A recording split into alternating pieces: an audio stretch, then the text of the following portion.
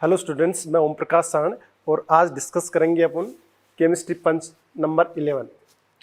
Topic है thermodynamics and thermochemistry. काफ़ी conceptual chapter है और इससे नीट के अंदर 2 से 3 क्वेश्चन आते हैं। हाँ, तो क्वेश्चन नंबर फर्स्ट है, for a cyclic process. Cyclic process क्या होता है? सबसे पहले अपन साइक्लिक प्रोसेस के बारे में पढ़ते हैं। कोई भी प्रोसेस की अगर इनिशियल स्टेट और फाइनल स्टेट सेम हो जाए तो उसे आप क्या कहोगे? Cyclic process.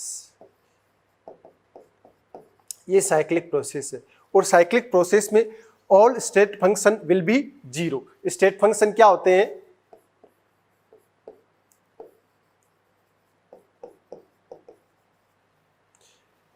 जैसे internal energy, enthalpy, Gibbs energy, entropy, ये सब के सब क्या है? स्टेट फंक्शन है। तो स्टेट फंक्शन में क्या होगा? इनिशियल स्टेट और फाइनल स्टेट क्या होगी? सेम होगी। ठीक है, तो ये क्या हो गया? Cyclic process. और साइक्लिक प्रोसेस में सभी के सभी स्टेट फंक्शन क्या होंगे? जीरो। तो देखो वर्क डन क्या है? पाथ फंक्शन है, तो ये जीरो नहीं होगा। Second internal energy. तो इंटरनल एनर्जी क्या है? यहाँ पे स्टेट फंक्शन है, तो इंटरनल एनर्जी क्या हो जाएगी? जीरो हो जाएगी। थर्ड और फोर्थ ऑप्शन तो क्या है? वैसे भी गलत है, नॉट इक्वल टू जीरो है। तो फॉर ए साइक्लिक प्रोसेस में कौन सा ऑप्शन सही होगा? Second option is correct. Next question,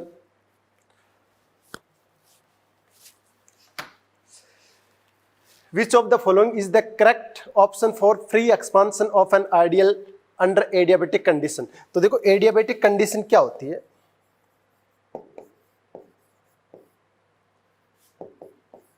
adiabatic condition में क्या होगा? Q is equal to zero होगा। कोई भी सिस्टम ना तो हीट अब्जॉर्ब करेगा ना हीट रिलीज करेगा, तो Q इज इक्वल टू क्या हो जाएगा? जीरो। यानी हीट क्या हो जाएगी? इसमें जीरो हो जाएगी। तो according to first law of thermodynamics, delta E is equal to Q plus W। अब देखो इसमें एक चीज और दे रखी है, फ्री एक्सपांशन। फ्री एक्सपांशन में क्या होता है? वर्क डन जीरो होता है, क्योंकि इस केस में क्या होगा? एक्सटर्नल प्रेशर क्या होगा? जीरो होगा। तो इस केस में वर्क डन क्या होगा? जीरो। तो डब्ल्यू वर्क डन क्या होता है? माइनस का पी एक्सटर्नल डीवी। तो इस केस में पी एक्सटर्नल क्या हो जाएगा? जीरो। तो वर्क डन भी क्या हो जाएगा? जीरो। वर्क डन भी जीरो हो जाएगा, क्यू भी जीरो है, तो डेल्टा ई भी क्या हो जाएगा? जीरो। तो डेल्टा ई बराबर हीट क्यू बराबर जीरो, वर्क डन जीरो, तो डेल्टा ई जीरो। और डेल्टा ई जीरो तो डेल्टा टी भी क्या हो जाएगा? जीरो हो जाएगा। ठीक है, तो ऐसा कौन सा ऑप्शन है? Q is equal to zero, delta E is equal to not equal to zero, work done W बराबर जीरो। Second option Q is equal to zero, delta T not equal to zero, W not equal to zero. जबकि तीनों चीज अपने तो क्या आ रही है? जीरो आ रही है। तो ऐसा कौन सा ऑप्शन है? Third option. तो third option is correct. Next question. हाँ, तो नेक्स्ट क्वेश्चन है, in a close insulated container. इसका मतलब क्या है? हीट का ट्रांसफर नहीं है, यानी कि Q इज इक्वल टू क्या हो जाएगा इस केस में? Zero. A liquid is stirred with a pedal to increase its temperature. In this process, which of the following is true? एक बंद उष्मारोधी पात्र में एक द्रव्य का ताप बढ़ाने के लिए इसे एक डंडे से हिलाया जाता है। तो इस प्रक्रम के लिए निम्न में से कौन सा कथन सही है? तो देखो उष्मारोधी पात्र, इट मीन्स क्या हो गया? Q is equal to zero हो गया। तो according to first law of thermodynamics, delta E is equal to Q plus W। तो हीट Q तो क्या हो गया? जीरो हो गया। तो delta E is equal to क्या हो रहा है? Delta E is equal to क्या है? वर्क डन के इक्वल है। अब टेम्परेचर इंक्रीज कर रहे हैं तो इंटरनल एनर्जी क्या होगी? जीरो नहीं हो सकती। Delta E not equal to zero, तो वर्क डन भी क्या होगा? Not equal to zero. तो देखो ऐसा ऑप्शन कहाँ है? पहला तो हो ही नहीं सकता, क्योंकि इसमें क्या है? हीट जीरो है। सेकंड वाले में क्या है? वर्क डन और हीट, वर्क डन कभी जीरो नहीं हो सकता इस केस के अंदर। थर्ड में देखो इंटरनल एनर्जी में चेंज और वर्क डन दोनों इक्वल है, तो बिल्कुल दोनों इक्वल है। और क्यों किसके इक्वल है? जीरो के इक्वल है। तो क्यों जीरो के इक्वल होगा? क्योंकि क्लोज इंसुलेटेड कंटेनर है। लेकिन दोनों जीरो के बराबर नहीं होंगे, तो third option is correct. Next, for the reaction, ये रिएक्शन आपको दे रखी है जो कंबशन रिएक्शन है, क्योंकि हाइड्रोकार्बन का कंबशन हो रहा है किसकी प्रेजेंस में? ऑक्सीजन की प्रेजेंस में। At constant temperature delta H minus delta E की वैल्यू आपको निकालनी है कांस्टेंट टेम्परेचर पे। तो देखो we know that delta H is equal to delta E plus del N R T. Delta N यहाँ पे क्या है, तो delta N is equal to क्या हो गया, mole of gaseous product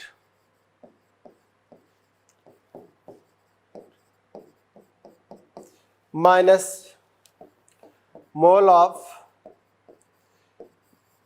gaseous reactant, mole of gaseous product minus mole of gaseous reactant. तो delta N की वैल्यू क्या होगी, अब देखो इस रिएक्शन के अंदर मोल ऑफ गैसियस प्रोडक्ट कितने हैं 3 minus mole of gaseous reactant कितने हैं 5 और 1 6, तो क्या हो जाएगा 3 माइनस प्रोडक्ट के गैसियस मोल कितने हैं 3 और रिएक्टेंट के गैसियस मोल कितने हैं 6, तो 3 माइनस 6 इक्वल टू क्या हो जाएगा माइनस का 3। तो डेल्टा एच इक्वल टू क्या हो जाएगा delta E plus delta N की वैल्यू क्या है माइनस का 3 आर टी। डेल्टा ई को उधर लेके जाओ क्योंकि आपको क्या पूछ रहा है डेल्टा एच माइनस का डेल्टा ई इक्वल टू क्या हो जाएगा माइनस का 3 आर टी। तो देखो ऐसा कौन सा ऑप्शन में दे रखा है, ऐसा थर्ड ऑप्शन में दे रखा है, तो थर्ड ऑप्शन इज करेक्ट। हाँ, तो क्वेश्चन नंबर 5 है 1/2 ए से बी, ये कोई प्रोसेस दे रखा है, इससे आपको ये फाइनल रिएक्शन ऑब्टेन करनी है। तो देखो इस रिएक्शन में आपको पता लग रहा है कि बी की साइड लाना है, आपको बी रिएक्टेंट की साइड लाना है, ठीक है। डी भी आपको किस साइड लाना है रिएक्टेंट की साइड, ई प्लस 2 से आपको प्रोडक्ट की साइड लाना है। तो तीनों इक्वेशन से आपको ये फाइनल इक्वेशन क्या करनी है ऑब्टेन करनी है। तो देखो पहली इक्वेशन को मैं क्या करूंगा, पहली इक्वेशन को मैं 2 से मल्टीप्लाई करूंगा। तो इक्वेशन फर्स्ट को आप क्या करोगे 2 से मल्टीप्लाई कर दो। इक्वेशन सेकंड को आप एज इट इज रखना पड़ेगा क्योंकि बी आपको क्या साइड चाहिए रिएक्टेंट के साइड चाहिए। फिर आप क्या कर दो इन सबको ऐड कर दो, इक्वेशन फर्स्ट को 2 से मल्टीप्लाई कर दो, फिर इसमें इक्वेशन सेकंड को ऐड कर दो प्लस उसमें इक्वेशन थर्ड को ऐड कर दो। इन सबको ऐड करो, आप इन सबको ऐड करोगे तो आपको क्या मिलेगा, देखो इक्वेशन फर्स्ट को आप 2 से मल्टीप्लाई करोगे तो क्या आएगा a प्लस 2b। तो इसके डेल्टा एच का साइन भी क्या होगा 2 से मल्टीप्लाई हो जाएगा, तो डेल्टा एच कितना आ जाएगा 150 इंटू 2, तो कितना आएगा 300। इक्वेशन सेकंड को एज इट इज पुट कर दो तो ये क्या होगा 3b से क्या हो जाएगा 2c प्लस डी। तो ये डेल्टा एच कितना आ जाएगा माइनस का 125। थर्ड इक्वेशन को आप क्या करोगे एज इट इज कर दोगे। देखो थर्ड इक्वेशन को आपको रिवर्स करना पड़ेगा, तो यहां पे आपको क्या करना पड़ेगा माइनस करना पड़ेगा, माइनस इक्वेशन थर्ड। तो इसको आप रिवर्स कर दो थर्ड इक्वेशन को, तो यहां पे आ जाएगा 2d ई प्लस ए। तो देखो रिवर्स रिएक्शन को जैसे ही रिवर्स करोगे तो उसका डेल्टा एच का साइन भी क्या हो जाएगा रिवर्स, तो माइनस का ये कितना आ जाएगा 350 आ जाएगा। अब इन दोनों को इन तीनों इक्वेशन को ऐड करो तो देखो d से इधर 2d तो यहाँ सिर्फ d बच गया, 2b इधर 3b तो b बच गया, a से a क्या हो गया कैंसिल आउट।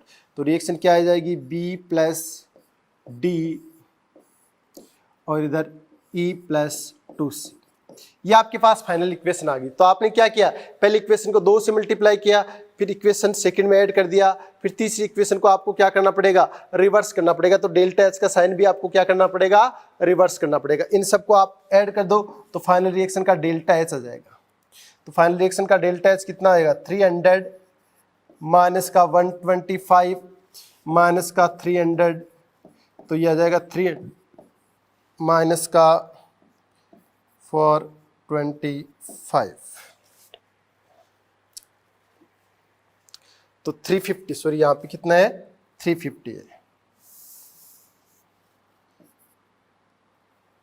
300 माइनस का 475। तो इसको सिंप्लीफाई करोगे तो माइनस का 175 किलो जूल पर मोल आ जाएगा। तो कौन सा ऑप्शन है fourth option is correct.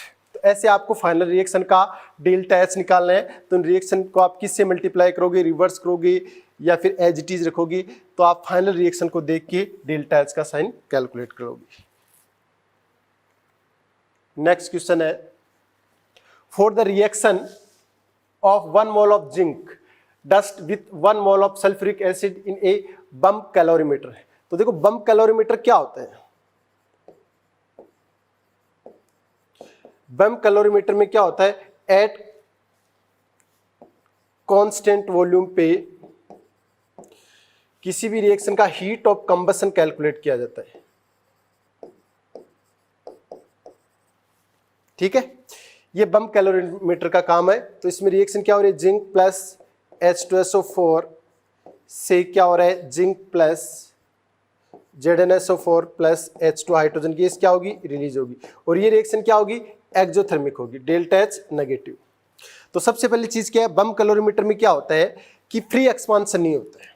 Free expansion नहीं होगा तो क्या होगा, वॉल्यूम में कोई चेंज नहीं होगा, डेल्टा V क्या हो जाएगा, जीरो, क्योंकि क्या होगा, इसमें फ्री एक्सपांशन होगा।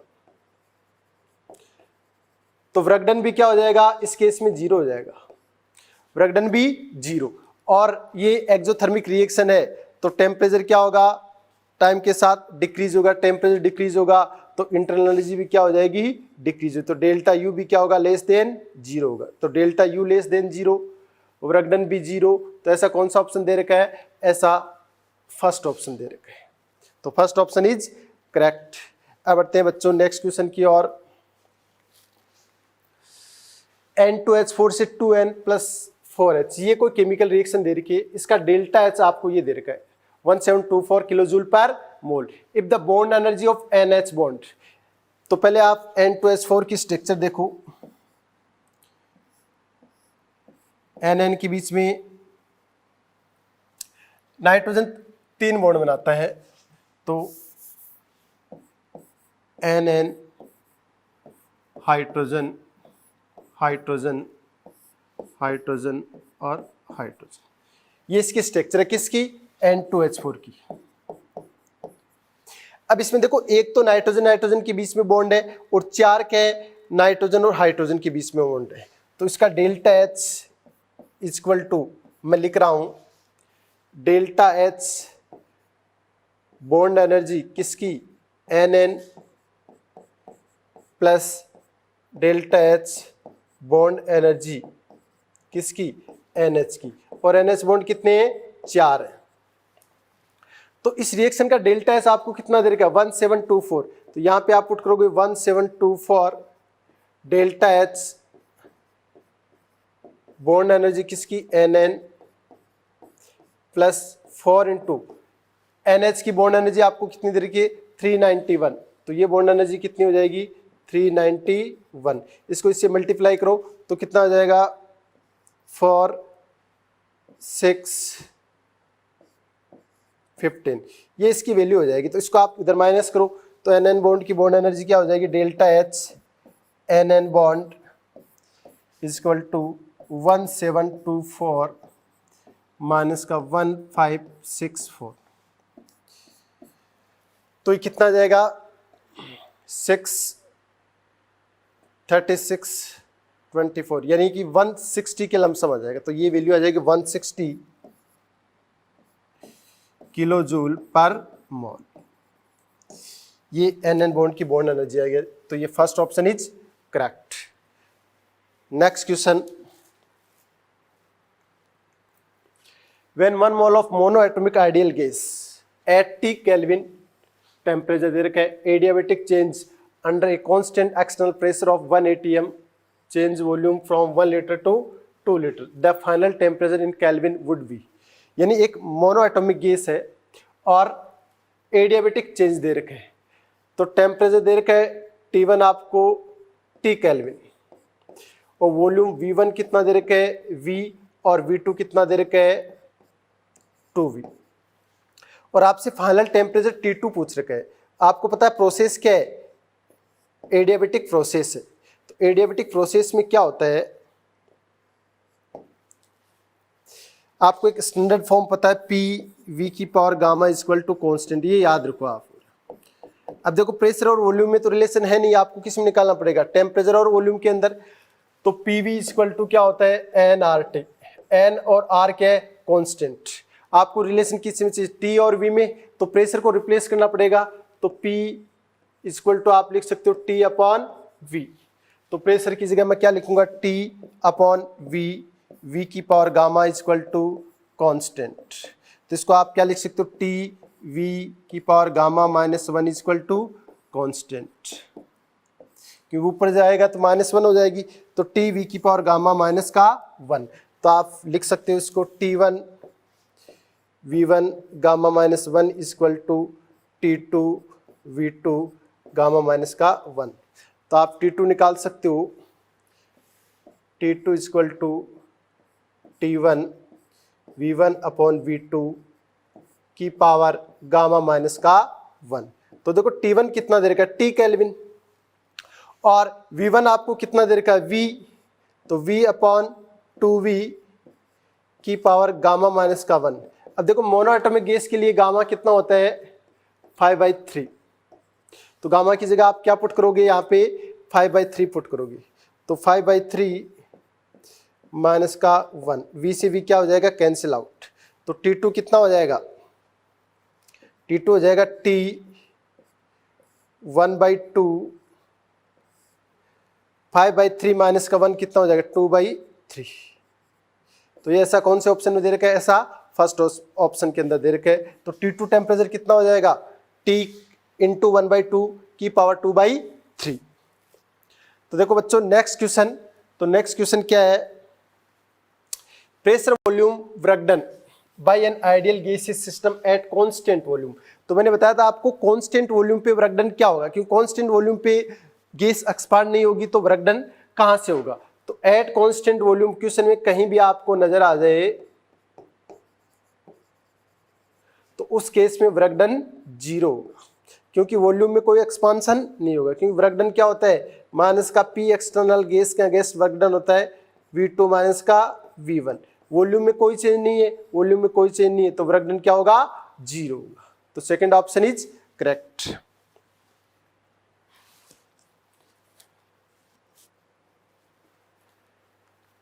Next question, what is the entropy change in joule Kelvin inverse mole inverse when 1 mole of ice is converted into water। यानी कि 0 डिग्री सेल्सियस पे क्या होता है, आइस है वो किस में कन्वर्ट होगी, वाटर में कन्वर्ट होगी। The enthalpy change for the conversion of ice to liquid water is 6 kilojoule पर मोल। यानी कि जो एंथैल्पी डेल्टा एच दे रखा है वो दे रखा है 6.0 किलो जूल पर मोल। तो डेल्टा एच इक्वल टू क्या हो जाए, किलो जूल को जूल में कन्वर्ट कर लो, तो 6 × 10 की पावर 3 जूल पर मोल। तो आपसे क्या पूछा है, एंट्रोपी में चेंज पूछा है। तो डेल्टा एस इक्वल टू क्या होता है, Q अपॉन टी, और कांस्टेंट प्रेशर पे जो हीट होती है उसको डेल्टा एच अपॉन टी आप पुट कर सकते हो। और डेल्टा एच कितना है, 6 × 10 की power 3 upon T. T temperature कितना है, 0 डिग्री सेल्सियस। 0 डिग्री सेल्सियस को केल्विन में कन्वर्ट करोगे तो कितना आएगा, 273। तो ये लगभग कितना आ जाएगा, इसको आप पुट करते हो 6,000 अपॉन 273। तो ये लगभग कितनी बार जाएगा, 2 टाइम्स जाएगा। तो फिर एक बार और जाएगा तो 21.98। तो फर्स्ट ऑप्शन इज करेक्ट। काफी आसान क्वेश्चन है। Next question, consider entropy as a thermodynamic parameters the criteria of for the spontaneity of any process. उष्मा एंट्रोपी एस को उष्मागतिक पैरामीटर मान लिया जाए तो किस प्रक्रम के लिए स्वतः प्रवर्तन के लिए मानदंड है। तो देखो क्या होता है, एंट्रोपी क्या होती है, सबसे पहले एंट्रोपी सिस्टम की रैंडमनेस को एंट्रोपी बोलते हैं। तो सिस्टम में जितनी ज़्यादा रैंडमनेस होगी उसके एंट्रोपी उतनी ही ज़्यादा होगी। जैसे एक एग्जांपल लेते हैं, सॉलिड, लिक्विड और गैस। तो गैस में क्या होता है, जो पार्टिकल्स की रैंडमनेस सबसे ज़्यादा होगी तो गैस की एंट्रोपी सबसे ज़्यादा होगी। देन आफ्टर किस में होगी, लिक्विड में, और सबसे कम क्या होगी, सॉलिड में। क्योंकि सॉलिड में क्या होता है, गैस में एंट्रोपी सबसे ज़्यादा, फिर लिक्विड में, और देन क्या होगी, सॉलिड में। सॉलिड में क्या होता है, इंटरमोलिकुलर अट्रैक्शन फोर्स बहुत ज़्यादा होते हैं, तो पार्टिकल्स बहुत पास होते हैं, तो उनका फ्री एक्सपांशन या फ्री रैंडमली मूवमेंट बहुत ही कम होता है। इसलिए इनकी एंट्रोपी क्या होगी, जो सॉलिड है उनकी सबसे कम होगी। अब क्या होगा, जो गैस के मॉलिक्यूल्स हैं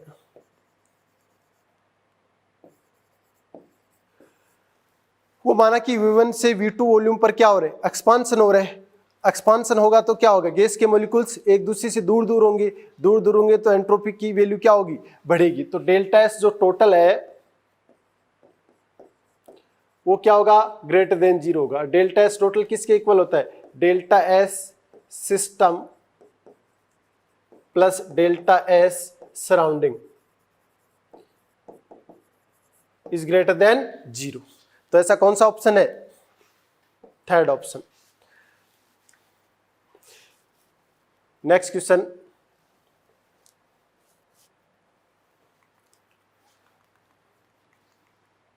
the value of delta H and delta S for the reaction, ये आपको रिएक्शन दे रखी are 170 kilo joule and 170 joule kelvin inverse respectively, this reaction will be spontaneous. देखो स्पॉन्टेनियस प्रोसेस क्या होता है, जो प्रोसेस अपने आप होते हैं ऐसे प्रोसेस को क्या कहते हैं, स्पॉन्टेनियस प्रोसेस।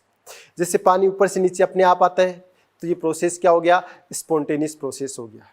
या किसी भी बॉडी से जो हीट है वो हाई टेम्परेचर से लो टेम्परेचर की ओर क्या होती है, अपने आप फ्लो होती है, तो ऐसे प्रोसेस को आप क्या कहोगे, स्पॉन्टेनियस प्रोसेस। और स्पॉन्टेनियस प्रोसेस में डेल्टा जी क्या होता है, less than 0, spontaneous process.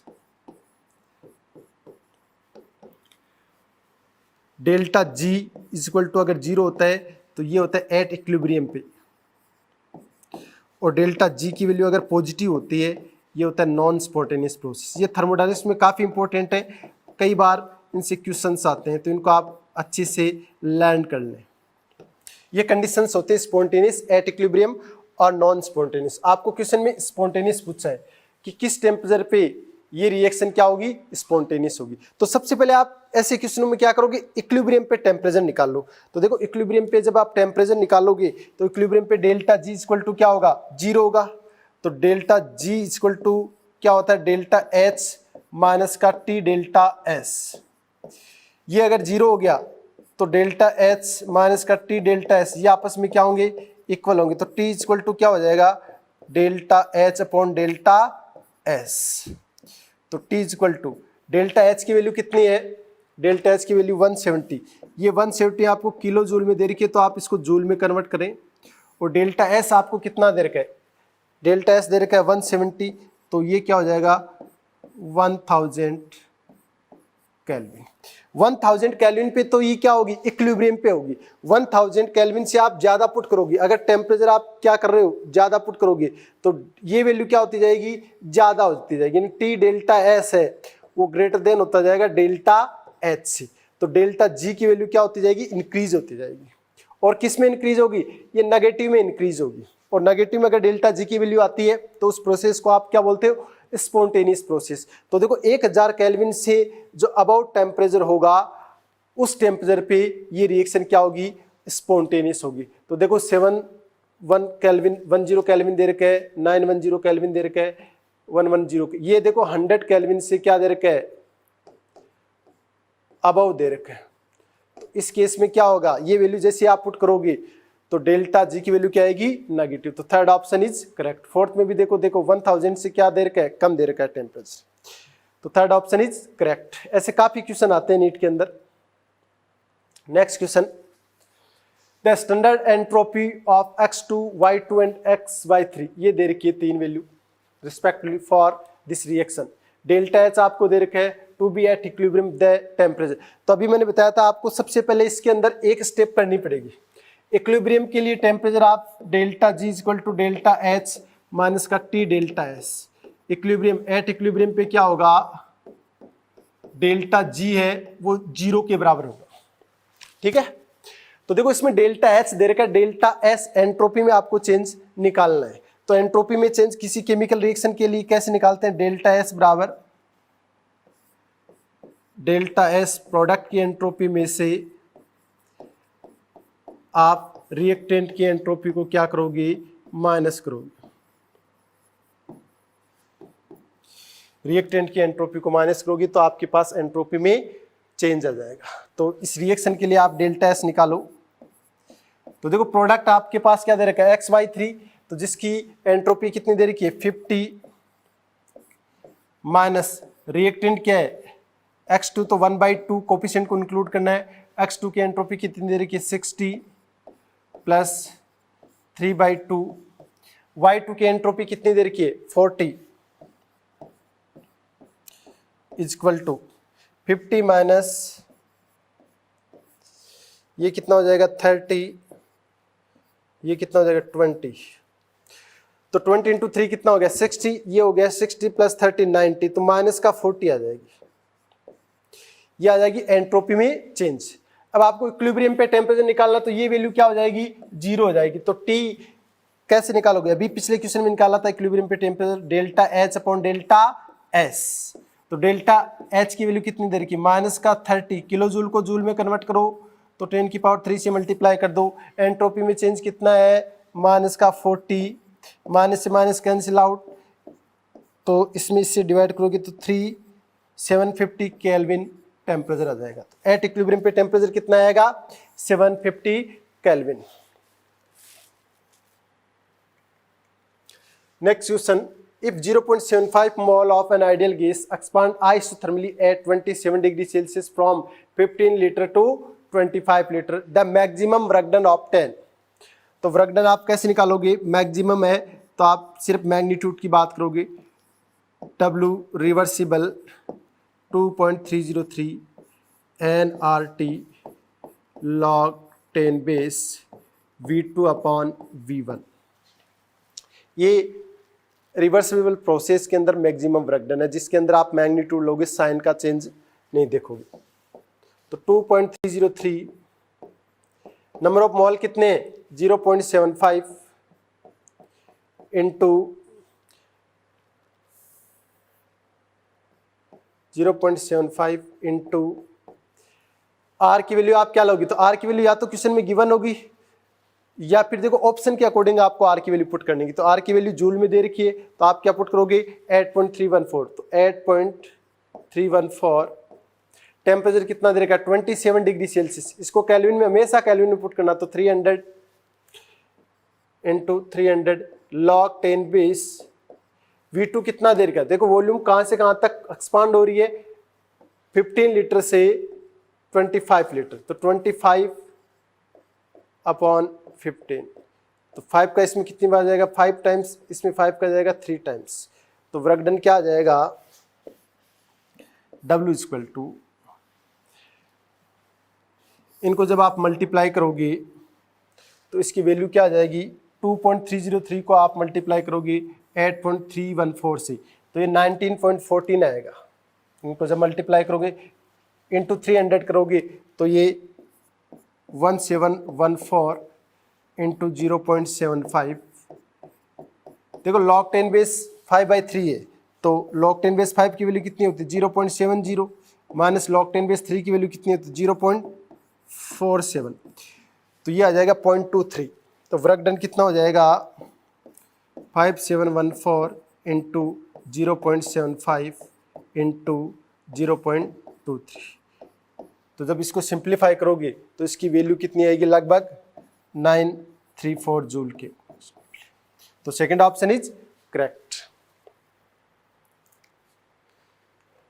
Next question, the change in entropy for fusion of 1 mole ice is, melting point दे रखा 273 kelvin, molar enthalpy of fusion of ice दे रखा 60, तो एंट्रोपी में चेंज निकालना, तो ऐसा क्वेश्चन अपन पहले भी कर चुके हैं। आइस और वाटर, इसका मेल्टिंग पॉइंट दे रखा आपको 0 डिग्री सेल्सियस या फिर 273 केल्विन, जो चेंज इन एंथैल्पी है वो कितना दे रखा आपको 60 किलो जूल पर मोल, 60 किलो जूल पर मोल, इसको जूल में कन्वर्ट करना आपको, तो एंट्रोपी में चेंज निकल, तो एंट्रोपी में चेंज क्या होता है Q अपॉन T, और Q क्या होगा delta H upon T, delta H आपको क्वेश्चन में गिवन है कितना 60 इंटू 10 की पावर 3, टेम्परेचर कितना दे रखा 27 डिग्री सेल्सियस, सॉरी दे रखा 273 kelvin,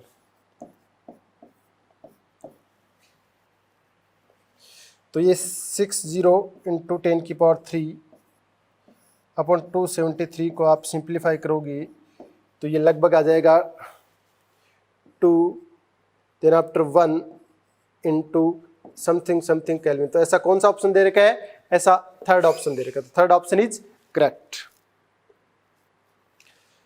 next question, if delta H and delta S for give different reaction are given. देखो डेल्टा एच और डेल्टा एस की वैल्यू आप क्वेश्चन को देख रहे हो, दे रखी है। क्वेश्चन में क्या पूछ रखा है, on the basis of these value product which one of the following will spontaneous at all temperature. यानी सभी टेम्परेचर पे रिएक्शन क्या होनी चाहिए, स्पॉन्टेनियस होनी चाहिए। तो डेल्टा जी इक्वल टू क्या होता है, डेल्टा एच माइनस का टी डेल्टा एस। अब देखो हर एक टेम्परेचर पे ये स्पॉन्टेनियस कब होगी, तो स्पॉन्टेनियस के लिए डेल्टा जी क्या होगा, नेगेटिव होगा। ओके, तो डेल्टा जी नेगेटिव कब हो सकता है, जब डेल्टा एच क्या हो, डेल्टा एच नेगेटिव हो और डेल्टा एस पॉजिटिव हो। ये जब नेगेटिव होगा माइनस टी, ये अगर नेगेटिव हो गया तो नेगेटिव नेगेटिव पॉजिटिव, अगर इसकी वैल्यू ज्यादा होगी डेल्टा एच से तो वैल्यू क्या आ जाएगी, पॉजिटिव। तो डेल्टा एच नेगेटिव होना चाहिए, माइनस टी डेल्टा एस ये क्या होना चाहिए, पॉजिटिव। ये नेगेटिव आएगा, plus minus minus again minus है, तो डेल्टा जी की वैल्यू हर एक टेम्परेचर, आप टेम्परेचर कुछ भी रख दो, डेल्टा जी की वैल्यू क्या आएगी, हमेशा नेगेटिव आएगी। तो देखो ऐसा कौन सा ऑप्शन दे रखा है जिसमें डेल्टा एच की वैल्यू नेगेटिव है और डेल्टा एस की वैल्यू क्या है, पॉजिटिव है। तो पहले ऑप्शन में देखो डेल्टा एच की वैल्यू पॉजिटिव है, अपने को चाहिए नेगेटिव, पहला गलत हो गया।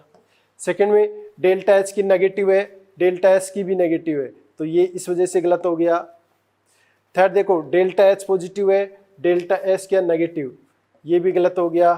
डेल्टा एच नेगेटिव है, डेल्टा एस पॉजिटिव है, तो ऐसा कौन से में दे रखा है, ऐसा फोर्थ प्रोसेस के अंदर दे रखा है। तो रिएक्शन फोर्थ में डेल्टा एच की वैल्यू नेगेटिव है और डेल्टा एस की वैल्यू पॉजिटिव है, तो ऑटोमेटिक डेल्टा जी की वैल्यू क्या आ जाएगी, नेगेटिव आ जाएगी। और ऐसी प्रोसेस को आप क्या बोलोगे, स्पॉन्टेनियस प्रोसेस, जो रिएक्शन फोर्थ में दे रखे हैं। ठीक है बच्चों, next question, choose the reaction with negative delta S value. देखो डेल्टा एस की वैल्यू नेगेटिव, एंट्रोपी क्या हो रही है, डिक्रीज होनी चाहिए। जैसे रिएक्शन फॉरवर्ड डायरेक्शन में जा रही है, तो देखो पहली रिएक्शन के अंदर जब सॉलिड से लिक्विड में जाते हैं तो एंट्रोपी क्या होती है, इंक्रीज होती है। लिक्विड से गैस में जाते हैं तो एंट्रोपी क्या होती है, इंक्रीज होती है। जब लिक्विड से सॉलिड में जाते हैं तो एंट्रोपी डिक्रीज होती है। गैस से लिक्विड में जाते हैं तो एंट्रोपी डिक्रीज होती है। तो देखो ये सॉलिड सब्सटेंस है, इसको डिकम्पोज करोगे तो देखो ये गैस के अंदर जा रहे हैं, सभी गैसेस प्रोडक्ट मिल रहे हैं, तो एंट्रोपी क्या होगी, एंट्रोपी में चेंज है, इंक्रीज होगा। आपको पूछ रखा है किसमें डेल्टा एस का मान नेगेटिव होगा, तो पहला तो गलत हो गया। सेकंड में देखो नंबर ऑफ एटम्स इंक्रीज हो रहे हैं, इधर 1 मोल है और इधर कितने 2 मोल है, तो इसमें भी एंट्रोपी क्या होगी, पॉजिटिव होगी। थर्ड में देखो 2SO2 प्लस O2 से इधर नंबर ऑफ गैसेस मोल कितने 3 से क्या है 2, नंबर ऑफ गैसेस मोल क्या हो रहे हैं, डिक्रीज, तो इसमें एंट्रोपी क्या होगी, डिक्रीज होगी। फोर्थ 2KClO3 से 2KCl प्लस 3O2, इसमें भी देखो नंबर ऑफ मोल्स क्या हो रहे हैं, इधर गैसेस मोल 2 हैं और इधर गैसेस मोल कितने 3 है, number of gases mole increase हो रहे हैं, तो एंट्रोपी भी क्या होगी, इंक्रीज होगी। तो फोर्थ ऑप्शन भी क्या हो गया, गलत हो गया। फर्स्ट सेकंड ऑप्शन भी गलत, थर्ड ऑप्शन इज करेक्ट। इसमें देखो number of gases mole decrease हो रहे हैं, तो एंट्रोपी भी क्या होगी, डिक्रीज होगी। ठीक है बच्चों, समझ में आ गया।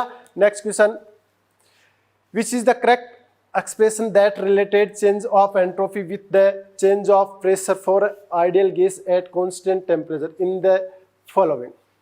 यानी आपको एंट्रोपी में चेंज पूछ रखा है एक आदर्श गैस के अंदर कांस्टेंट टेम्परेचर पे, तो देखो एंट्रोपी में चेंज क्या होता है, delta S equal to Q reversible upon T. ठीक है, अब देखो क्यों आपको निकालना, हीट निकालनी कांस्टेंट टेम्परेचर पे, और देखो वर्क डन इक्वल टू क्या होता है, माइनस का 2.303 nRT ln V2 upon V1। Temperature constant है तो PV भी क्या हो जाएगा, कांस्टेंट हो जाएगा अकॉर्डिंग टू बॉयल्स लॉ। तो आप लिख सकते हो P बराबर, कांस्टेंट को मैं K ले लेता हूँ, K अपॉन V, तो P1 upon P2 equal to क्या आ जाएगा, V2 अपॉन V1। इसकी जगह आप प्रेशर की फॉर्म में क्या लिखोगे, P1 अपॉन P2। यहाँ लॉग बेस 10 है, यहाँ क्या है, लॉग बेस 10 है, log base 10 V2 upon V1। अब देखो वर्क डन, हीट निकालने कांस्टेंट टेम्परेचर पे क्या होगा, डेल्टा ई इक्वल टू 0 होगा। According to first law of thermodynamics delta E equal to Q plus W. ये क्या हो गया 0, तो क्यू बराबर क्या हो जाएगा माइनस का डब्ल्यू, तो क्यू इक्वल टू आप क्या पुट करोगे माइनस का डब्ल्यू। ये वैल्यू आप यहाँ पे पुट करोगे तो वैल्यू क्या आएगी 2.303 nRT log 10 base V2 upon V1। ठीक है, साइन क्या आएगा प्लस का, क्योंकि वर्क डन नेगेटिव ऑलरेडी है, फिर नेगेटिव नेगेटिव क्या हो जाएगा पॉजिटिव। अब इसमें टेम्परेचर से डिवाइड कर दोगे तो डेल्टा एस बराबर क्या हो जाएगा, क्यों कितना है 2.303 nRT log 10 base V2 upon V1। Upon क्या दे रखा है T, T से T क्या हो गया कैंसिल आउट हो गया। अब देखो log बेस 10 दे रखा है आपको, log बेस E में कन्वर्ट करना है तो we know that log E base x equal to आप क्या लिख सकते हो 2.303 log 10 बेस x। तो इस चीज को आप क्या लिख सकते हो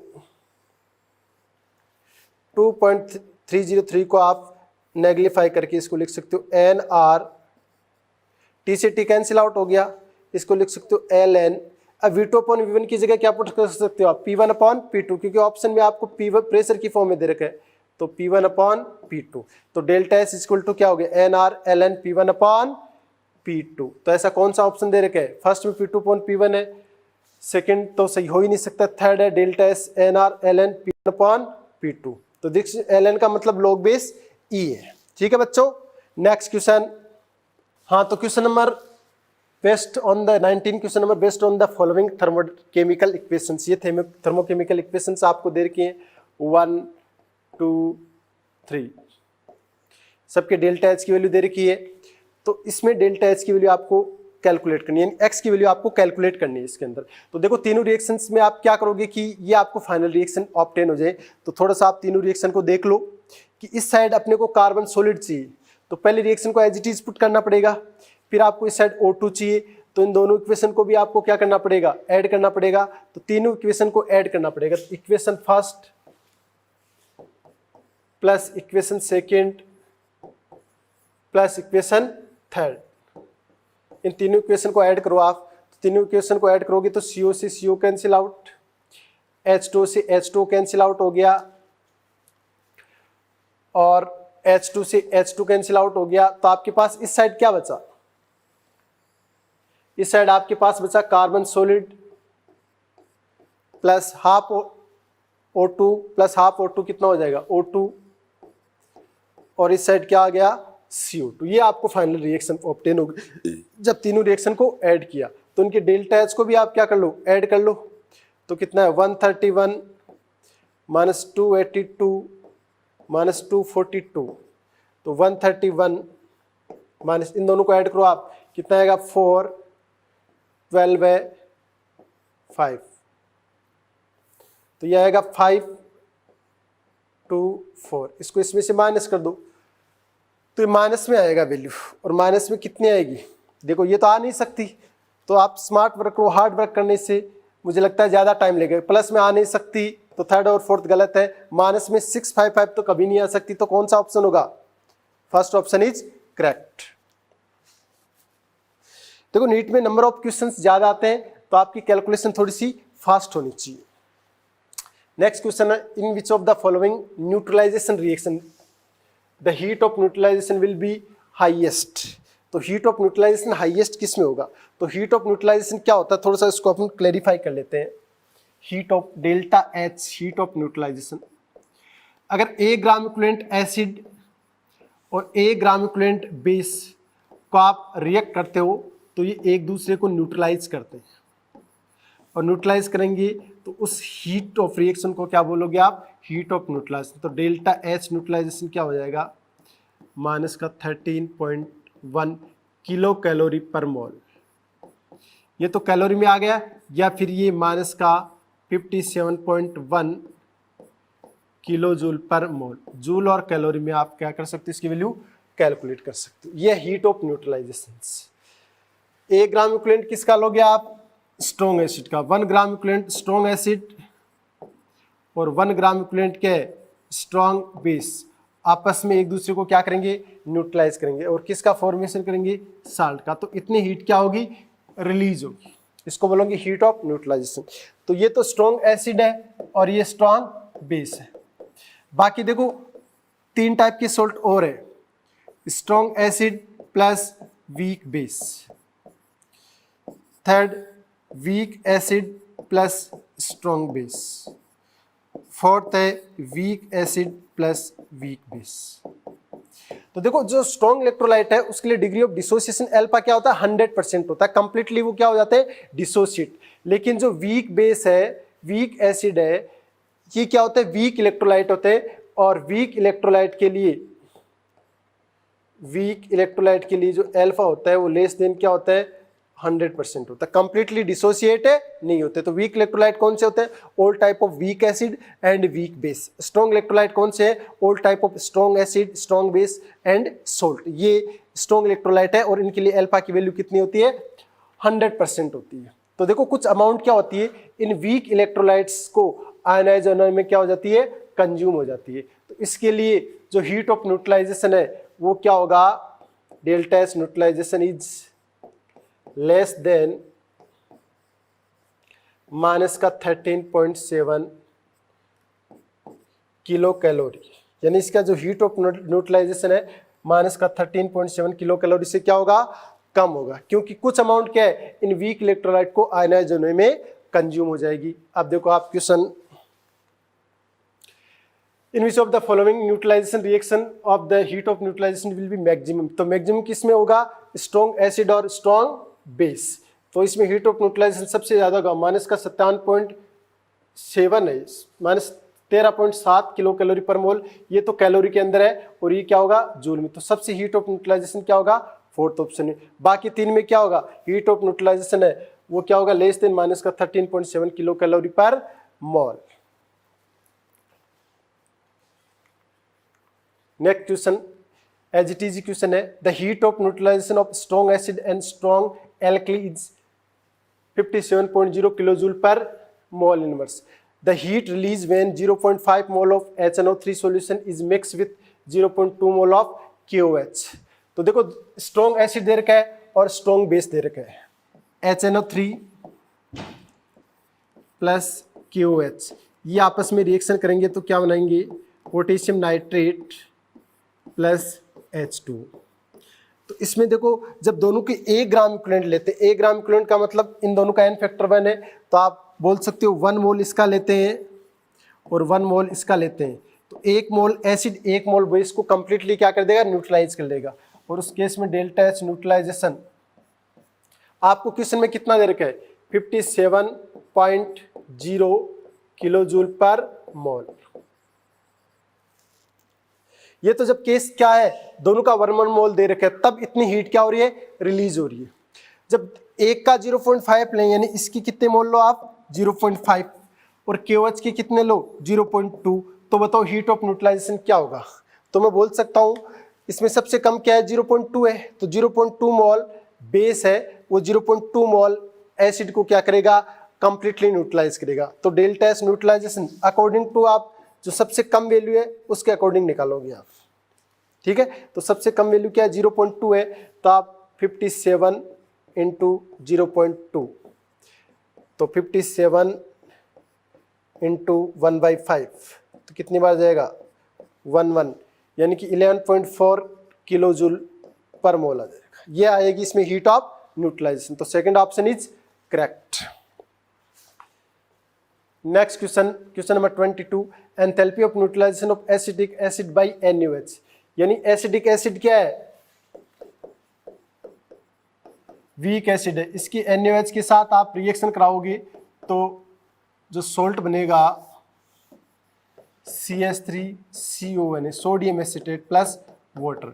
तो इसका डेल्टा एच न्यूट्रलाइजेशन आपको क्वेश्चन में कितना दे रखा है, -50.6 ये दे रखा है। And the heat of neutralization of strong acid with strong base. Strong acid और स्ट्रॉन्ग बेस में हीट ऑफ न्यूट्रलाइजेशन दे रखा है -55.9। तो what is the value of delta H for ionization of acidic acid, यानी इसको आयनाइज होने में कितनी हीट कंज्यूम हो जाएगी। ठीक है, तो देखो इस हीट से ये हीट कम आ रही है, क्योंकि हीट ऑफ न्यूट्रलाइजेशन कम होगा इस केस के अंदर। जो अभी मैंने लास्ट क्वेश्चन में आपको बताया था, स्ट्रॉन्ग एसिड और स्ट्रॉन्ग बेस का हीट ऑफ न्यूट्रलाइजेशन सबसे ज्यादा होता है, तो वीक एसिड और स्ट्रॉन्ग बेस का हीट ऑफ न्यूट्रलाइजेशन कम होगा, क्योंकि ये वीक कंपोनेंट है। एल्फा इसके लिए क्या होगा, 100% से कम होगा। इसको आयनाइज होने में कुछ अमाउंट क्या हो जाएगी, कंज्यूम हो जाएगी। तो डेल्टा एच न्यूट्रलाइजेशन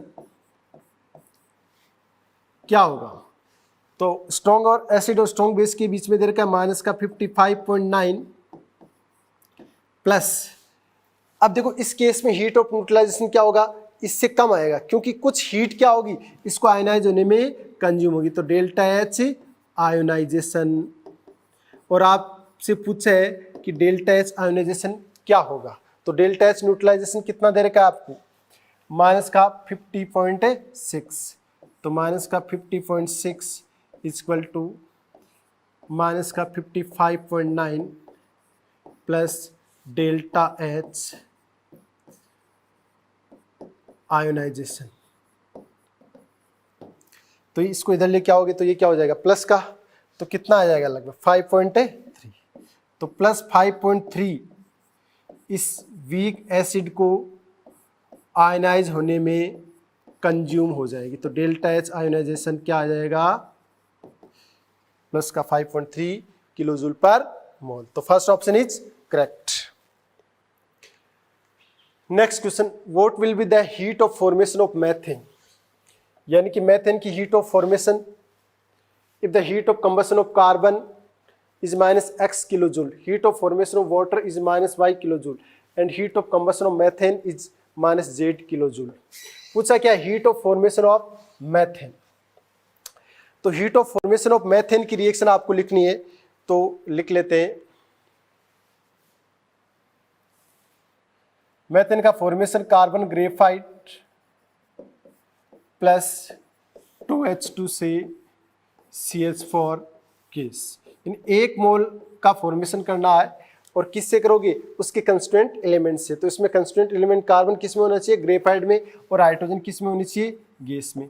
इसका डेल्टा एच आपको क्या करना है, कैलकुलेट करना है। ये क्वेश्चन में आपसे पूछा है, जिसको आप क्या बोलोगे, heat of formation delta H F, ये CH4 के लिए हीट ऑफ फॉर्मेशन हो गया। और क्या गिवन देखो आपको, if the heat of combustion of carbon is minus x kilo joule, heat of combustion, combustion oxygen की प्रेजेंस में होता है, और कंप्लीटली ऑक्सीजन पास करोगे तो ये किस में कन्वर्ट होगा, CO2 गैस के अंदर।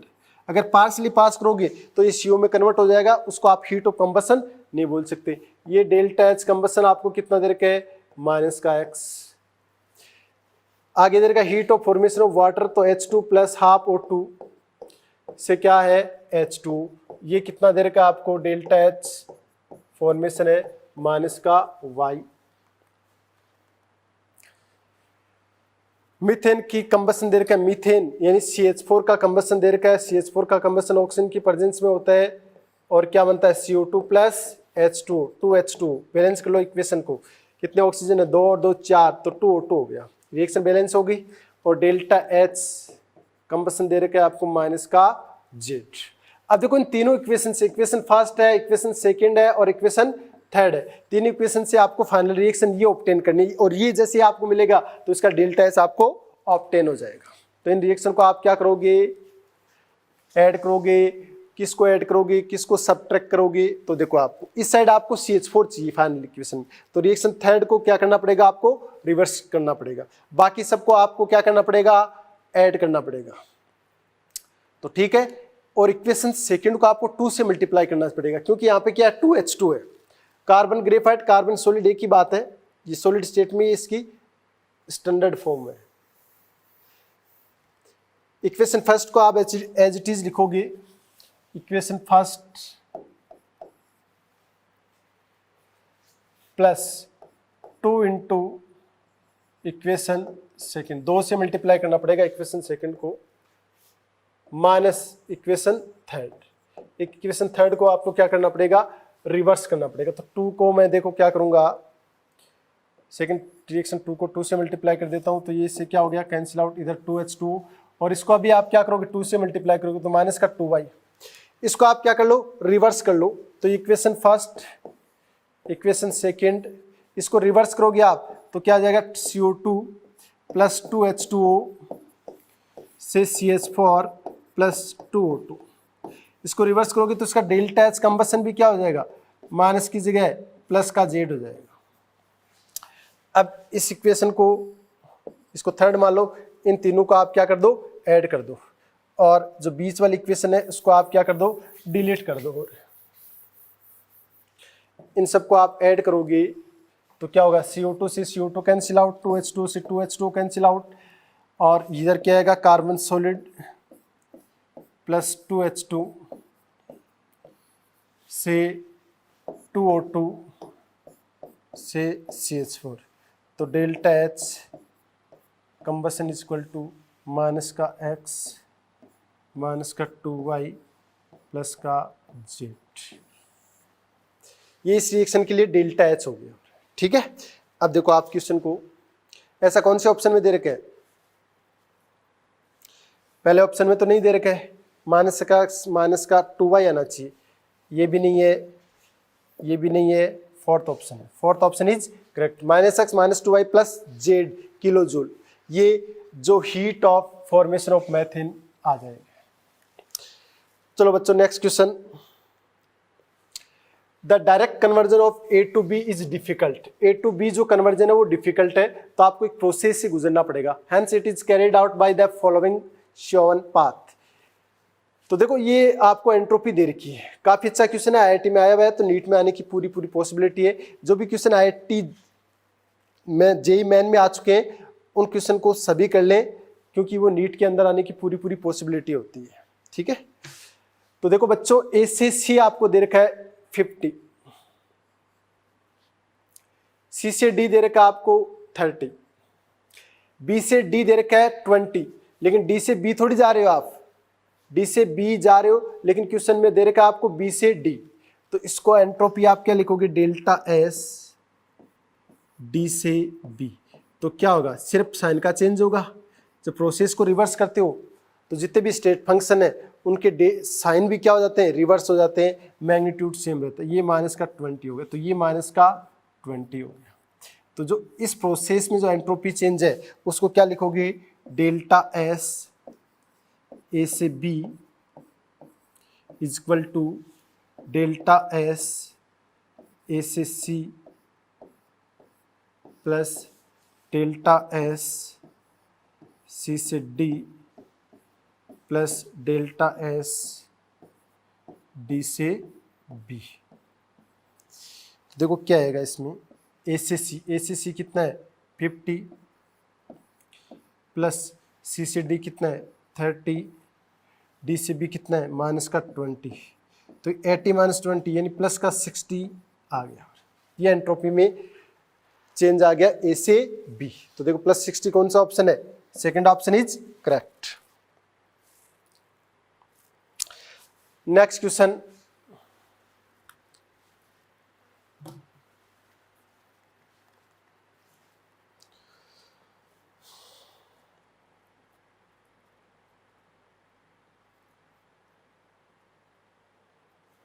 Next question, combustion of glucose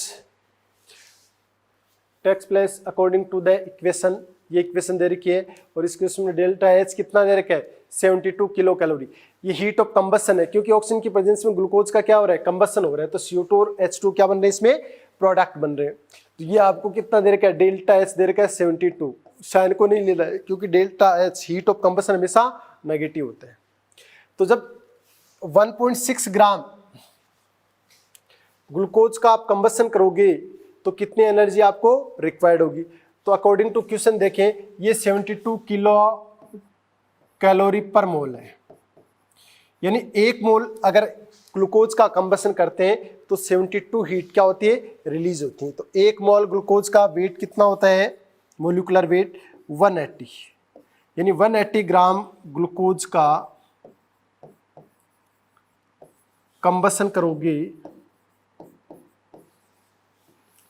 तो डेल्टा एच कितना दे रखा आपको 72 किलो कैलोरी। अगर 1 ग्राम का कंबसन करोगे तो डेल्टा एच कितना दे रखा आपको 72/180 किलो कैलोरी। और क्वेश्चन में क्या दे रखा है 1.6 ग्राम का करोगे तो 1.6 ग्राम ग्लूकोज का करोगे तो डेल्टा एच दे रखा है 72/180 इंटू 1.6 ग्राम। तो 18 का 72 में कितना जाएगा 4 टाइम्स, पॉइंट हटाओगे नीचे 0, ये 64 आ गया तो ये आ जाएगा 0.64 किलो कैलोरी। अगर 1.6 ग्राम ग्लूकोज का कंबसन करोगे तो 0.64 किलो कैलोरी हीट आपको क्या होगी रिक्वायर्ड होगी। तो कैसा सेकंड ऑप्शन में ऐसा दे रखा है 0.64 किलो कैलोरी पर मोल। तो क्वेश्चन नंबर 26, ये आपको रिएक्शंस दे रखे हैं। इक्वेशन फर्स्ट लिख लो, इसको इक्वेशन सेकंड लिख लो, इसको इक्वेशन थर्ड लिख लो और इसको इक्वेशन फोर्थ लिख लो। क्वेश्चन में क्या पूछा है enthalpy of formation of H2SO4। H2SO4 की फॉर्मेशन की एंथैल्पी पूछी है तो आप हीट ऑफ फॉर्मेशन लिख सकते हो H2SO4 का। इधर H2SO4 के 1 मोल का फॉर्मेशन करना है। देखो हीट ऑफ फॉर्मेशन को में आपको 1 मोल का फॉर्मेशन करना होता है और कुछ किससे करोगे इस सल्फ्यूरिक एसिड में जो कंस्टिट्यूएंट एलिमेंट है उनसे। तो H2 plus sulphur plus 2O2, यहां से आपको डेल्टा एच का कैलकुलेट करना है। तो देखो इन चारों रिएक्शन से डेल्टा एच आप कैसे कैलकुलेट करोगे। तो देखो इस साइड H2 भी चाहिए आपको, सल्फर भी चाहिए, 2O2 भी चाहिए। तो देखो ऑक्सीजन एक यहाँ पे रहा 1/2O2 और 1/2O2 कितना हो जाएगा O2 O2 और O2 2O2 हो जाएगा। तो मुझे लगता है इन चारों इक्वेशंस को आपको क्या करना पड़ेगा ऐड करना पड़ेगा। तो देखो SO2 से SO2 कैंसिल आउट, SO3 से SO3 कैंसिल आउट, H2 से H2 कैंसिल आउट। तो देखो क्या आएगा इस साइड हाइड्रोजन आ गया रिएक्टेंट साइड, सल्फर आ गया 1/2O2 1/2O2 और O2 कितना आ जाएगा 2O2 और इधर क्या बच गया H2SO4। इट मीन्स चारों इक्वेशंस को आपको क्या करना पड़ेगा ऐड करना पड़ेगा। Equation first plus equation second plus equation third और प्लस इक्वेशन फोर्थ, चारों इक्वेशंस को आप ऐड करोगे तो फाइनल इक्वेशन का डेल्टा एच आ जाएगा। तो इन डेल्टा एच को आप क्या कर लो ऐड कर लो। तो इन सबको आप ऐड करोगे तो इसकी वैल्यू क्या आएगी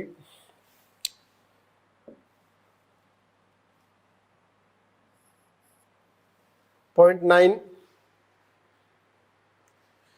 इनको ऐड कर लो आप यहाँ पे, माइनस का 298.2 माइनस का 98.2 माइनस का 130.2 और माइनस का 287.2। तो इसको लगभग अप्रोक्सीमेटली ऐड कर लो आप, ठीक है। ये 287 130 ये लगभग कितने हो जाए 400 600 700 माइनस का लगभग 800 की लमसम आ जाएगी। तो माइनस का 800 कहाँ पे देगा फोर्थ ऑप्शन में। तो फोर्थ ऑप्शन इज करेक्ट। पहला तो हो ही नहीं सकता क्योंकि इन सबको ऐड करोगे तो सिंपल सी बात है इससे तो वैल्यू ज़्यादा आएगी और इससे भी ज़्यादा आएगी, प्लस में आ नहीं सकता और ये वैल्यू सबसे मैक्सिमम है नेगेटिव के अंदर। तो fourth option is correct. Next question, A solution of 500 ml of 0.2 m QH and 500 ml of 0.2 m HCl is mixed and stirred with rise in temperature T1. The experimental is represented using 250 ml each of solution. The temperature rises is T2. Which of the following is true? यानी कि एक बार आपको 500 ml दोनों acid और base का volume लेना है और मोलरिटी को सेम रखते हुए टेम्परेचर उस केस में T1 इंक्रीज होगा और मोलरिटी को सेम रखते हुए अगर वॉल्यूम दोनों का 250 ले लिया जाए तो उस केस में टेम्परेचर T2 होगा। तो विच of the following statement is correct. तो देखो आप क्या ले रखा है HCl ले रखा है प्लस QH ले रखा है, स्ट्रॉन्ग एसिड और strong base KCl plus H2। इस केस में डेल्टा H है न्यूट्रलाइजेशन, वो देखो क्या होगा। तो देखो इसका वॉल्यूम दे रखा है 500 ml इंटू 0.2। तो ये क्या हो जाएगा लगभग, इसको लीटर में कन्वर्ट कर लो तो 1000 से डिवाइड कर दो तो ये 0.1 ग्राम इक्विवेलेंट आ जाएगा। इसका भी कितना आएगा सेम वॉल्यूम है और सेम मोलरिटी है तो इसका भी ग्राम इक्विवेलेंट 0.1 आ जाएगा अकॉर्डिंग टू क्वेश्चन। तो डेल्टा एच न्यूट्रलाइजेशन क्या होगा माइनस का 13.7 इंटू 0.1, ये डेल्टा एच न्यूट्रलाइजेशन आ जाएगा। जब वॉल्यूम दोनों का कितना ले रखा है 500 ml और इसका भी कितना 500 ml इंटू मोलरिटी दे रखी है 0.2/1000। ये तो कंडीशन क्या होगी, फर्स्ट होगी। कंडीशन सेकंड क्या है, सेम एसिड है और सेम ही बेस है और सोल्ट बनेगा प्लस H2। अब इनका क्या है, 250 ml ले रखा है, 250 ml, मोलरिटी कितनी 0.2, 250 इंटू 0.2, नीचे किससे डिवाइड करोगे 1000 से, क्योंकि लीटर में कन्वर्ट करना है, तो कितना जाएगा 4 टाइम्स, ये भी कितना जाएगा 4 टाइम्स जाएगा। पॉइंट हटाओगे तो 120, ये भी कितना हो जाएगा 120। तो 120 को आप क्या लिखोगे 0.05, इसके भी 0.05 मोल है, तो इस केस में डेल्टा एच न्यूट्रलाइजेशन क्या होगा, माइनस का 13.7। ये तो एक मोल के लिए, 0.05 मोल के लिए कितना होगा 0.05, ये हो जाएगी। ये दो अलग अलग कंडीशन है। इस केस में हीट क्या होगी, तो देखो क्यू बराबर क्या होता है MS/dt। टेम्परेचर इस केस में टेम्परेचर T1 से इंक्रीज हो जाएगा, तो आप मास निकालो, तो D बराबर क्या होता है M/V। डेंसिटी कितनी होती है वाटर की 1 ग्राम पर ml, तो M इक्वल टू क्या हो जाएगा V हो जाएगा, जब D बराबर क्या होगा 1। तो जो वॉल्यूम है वही क्या हो जाएगा मास, तो हीट तो कितनी हो जाएगी ये माइनस का 13.7 इंटू 0.1, मास कितना हो जाएगा 500 ml, वॉल्यूम दे रखा है वो इसका क्या हो जाएगा मास, इधर भी 500 ml, तो ये हो जाएगा 1000 इंटू ऐसे स्पेसिफिक हीट और टेम्परेचर क्या है T1। एक तो वैल्यू आ जाएगी ये according to this equation. Second देखो डेल्टा एच न्यूट्रलाइजेशन, तो क्यू बराबर क्या हो जाएगा MS/dt। क्यों इस केस में क्या हो जाएगा, मोल कितने 0.05, तो इस केस में क्यू कितना हो जाएगा, ये जो दे रखा है वही क्यों हो जाएगा माइनस का 13.7 इंटू 0.05, मास कितना हो जाएगा, अब वॉल्यूम कितना है 250 ml, और जो वॉल्यूम है वो मास की इक्वल हो जाएगा, तो यार 250 प्लस 250 कितना हो जाएगा 500 इंटू S इंटू टेम्परेचर क्या हो जाएगा T2। इस केस में टेम्परेचर है T2, उस केस में टेम्परेचर कितना था T1 था। तो ये दो इक्वेशन आ गई आपके पास। अब इन दोनों को आप क्या कर दो, डिवाइड कर दो,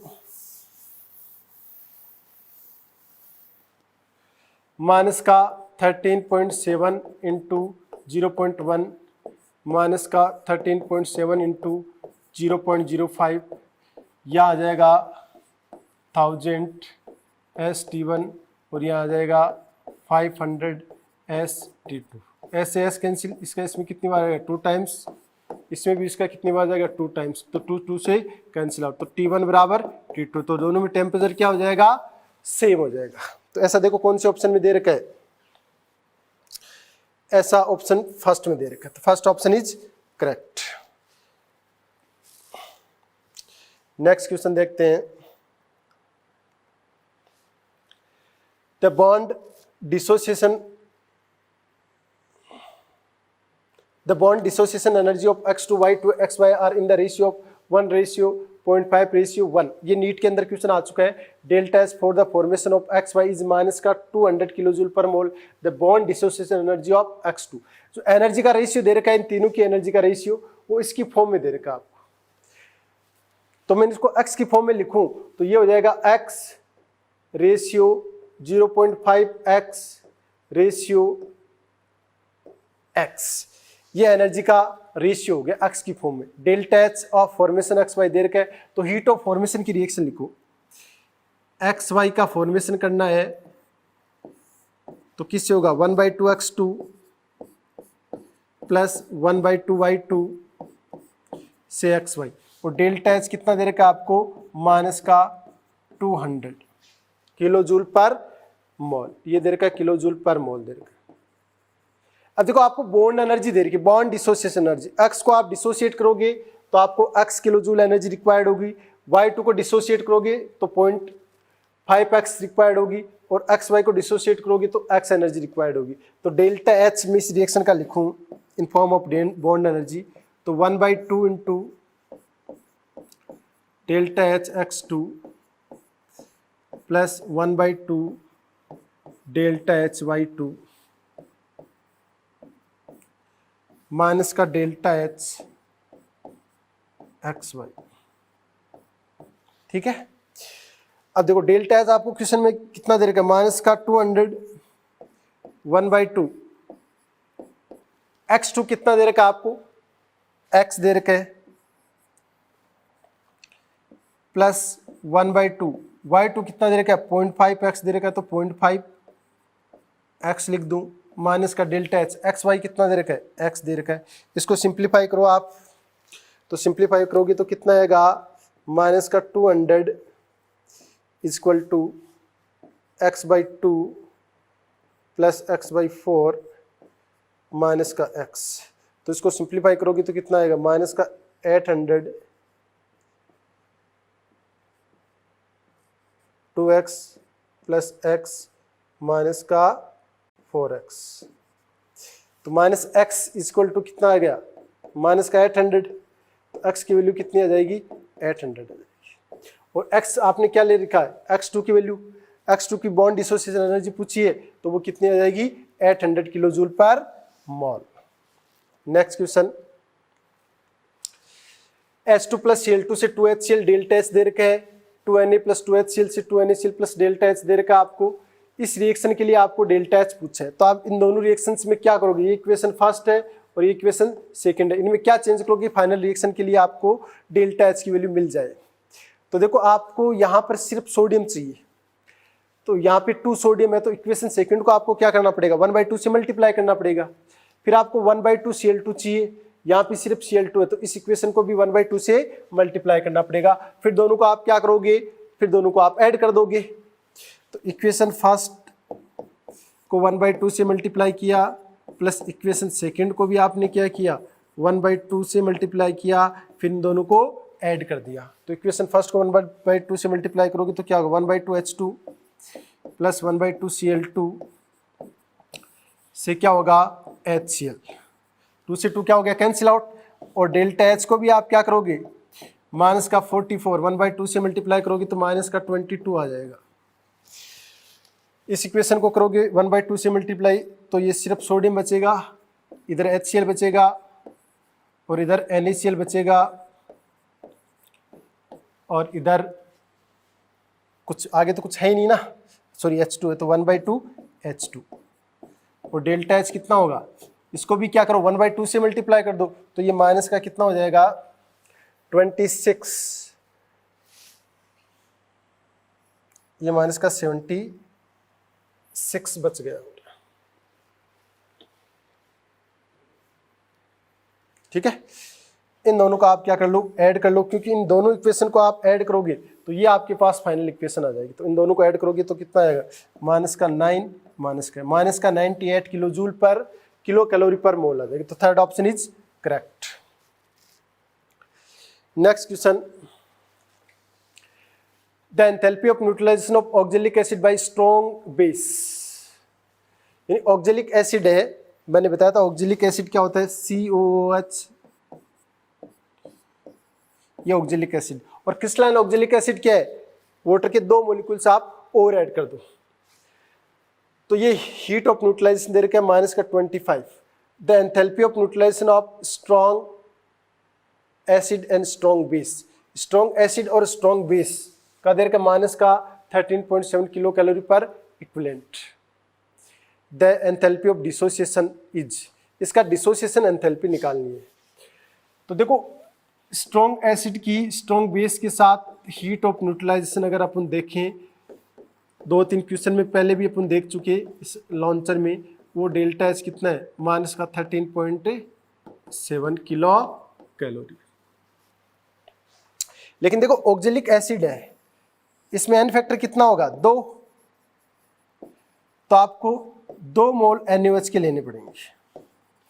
इस केस में जो सॉल्ट बनेगा प्लस H2, उसमें डेल्टा एच न्यूट्रलाइजेशन क्या होगा, अगर एन फैक्टर 1 लें उस केस में माइनस का 13.7, अगर अपन 2 लें तो कितना होगा, माइनस का 27.4 किलो कैलोरी पर मोल। अब आप डेल्टा एच न्यूट्रलाइजेशन आपको देर का माइनस का 25 तो आप डिसोसिएशन निकाल सकते हैं। तो we know that delta H neutralization is equal to minus का 13.7 की जगह आप क्या पुट करोगे, माइनस का 27.4 प्लस का डेल्टा एच आयोनाइजेशन या डिसोसिएशन एक ही बात है। तो ये वैल्यू यहाँ पे पुट करोगे आप माइनस का 25, इसको आप इधर लेके आओगे तो प्लस का 27.4 equal to delta H ionization. इसकी वैल्यू कितनी आएगी, इसकी वैल्यू आएगी 2.4 किलो कैलोरी पर मोल। तो 2.4 कौन से ऑप्शन में दे रखा है, सेकंड ऑप्शन में दे रखा है। तो second option is correct. Next question,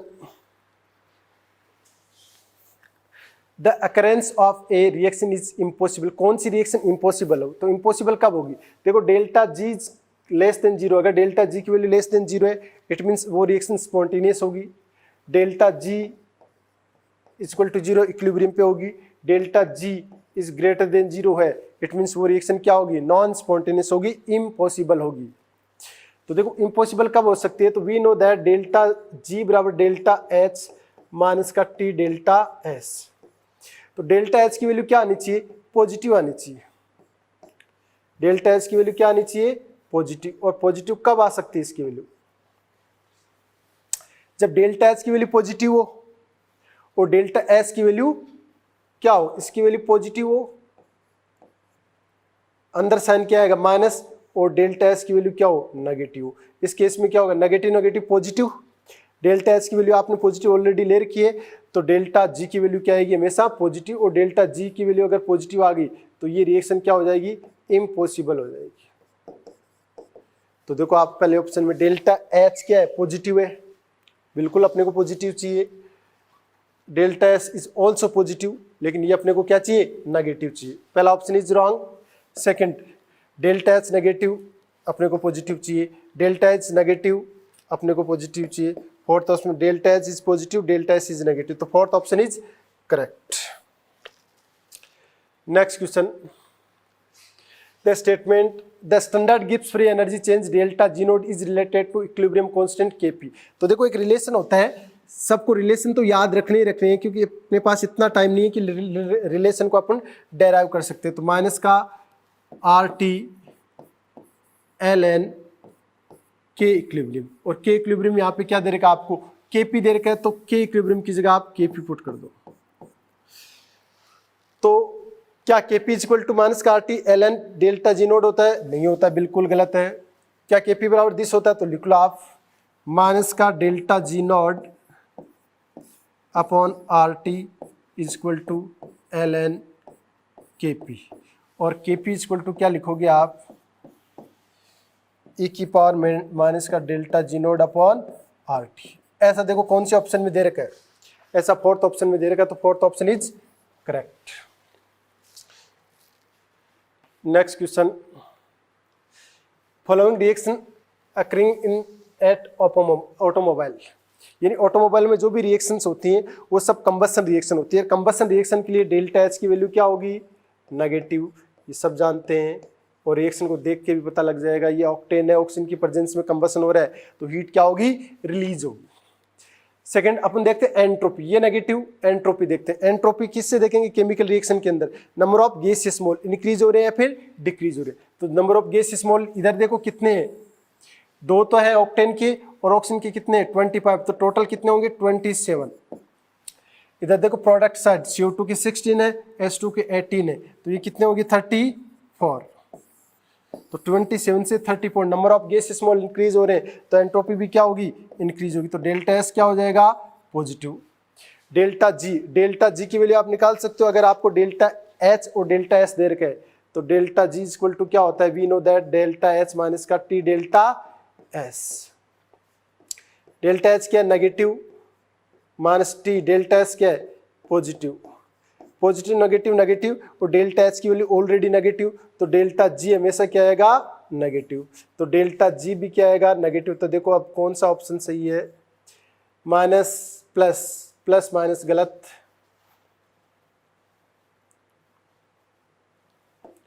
second में क्या हो गया, minus plus minus, second option is correct. अब आगे आपको बढ़ना ही नहीं है क्योंकि मल्टीपल चॉइस में एक ऑप्शन सही होगा तो सेकंड ऑप्शन अपने अकॉर्डिंग सही है। Next question, question number 34, maths करना आपको कॉलम फर्स्ट को कॉलम सेकंड से, तो कौन सा सही होगा। देखो के इक्विलिब्रियम की वैल्यू क्यू से ज्यादा, क्यों यहाँ पे क्या है, reaction quotient, this is the reaction quotient.